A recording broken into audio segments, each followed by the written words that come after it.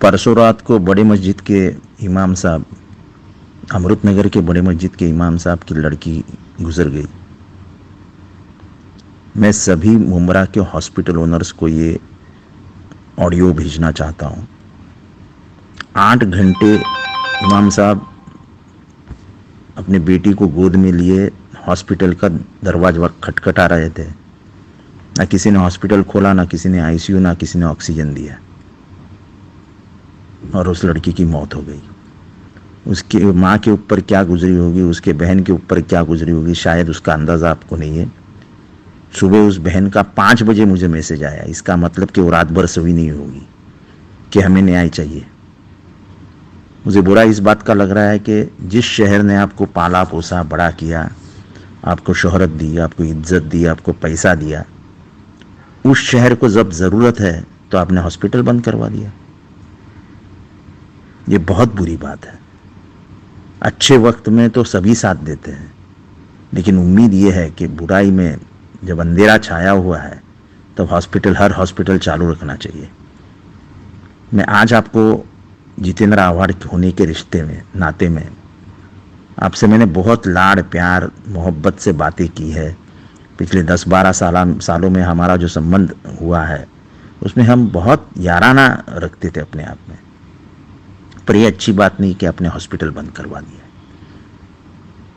कल सूरज निकलेगा, कल अंधेरा दूर होके उजाले की तरफ हम जाएंगे। फिर आपको क्या लगता है, आपका हॉस्पिटल ऐसे ही शुरू होने दूंगा? हजारों मुसीबत खड़ी कर दूंगा। अगर आपको लोगों की जान की कीमत नहीं है तो फिर आपकी चिंता हम क्यों करें? लोग मर रहे हैं, आईसीयू नहीं है पूरे शहर में, लोगों को और भी बहुत सारी बीमारियां हैं, उसके लिए कोई इलाज नहीं है, और आप डॉक्टर्स मजा ले रहे हैं। वजह कोई भी हो, लेकिन मेरे शहर को मुझे संभालना चाहिए। बुराई के वक्त में अंधेरा जब फैला हुआ है तो मेरा हाथ उनके आंसू पोंछने के लिए तैयार होने चाहिए। उनके जब वो आज दुख में है, जब वो आज किसी अगर मसले में फंस जाते हैं, कोई बीमारी हो जाती है, तो मैं उनको बचा लूँगा। ये काम परवरदिगार ने आपके हाथ में सौंपने के बाद अगर आप उसका सही इस्तेमाल नहीं करते हो तो इसको क्या समझना चाहिए? ये आपको अच्छा लगे ना लगे, लेकिन मैं सख्त शब्दों में कहना चाहता हूं कि हॉस्पिटल शुरू कर दो।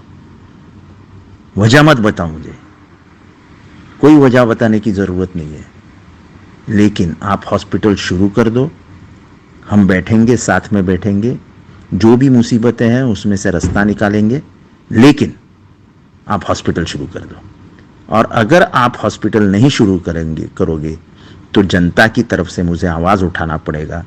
और फिर आपको मालूम है कि जो आदमी कोविड को न घबराते हुए जनता के लिए, जनता के बीच में जाता था, वो शायद ही किसी से अब डरेगा। तो आप ये काम करिए, हॉस्पिटल शुरू कर दीजिए। इतनी ही दोनों हाथ जोड़ के आपके पास मैं विनती करता हूँ।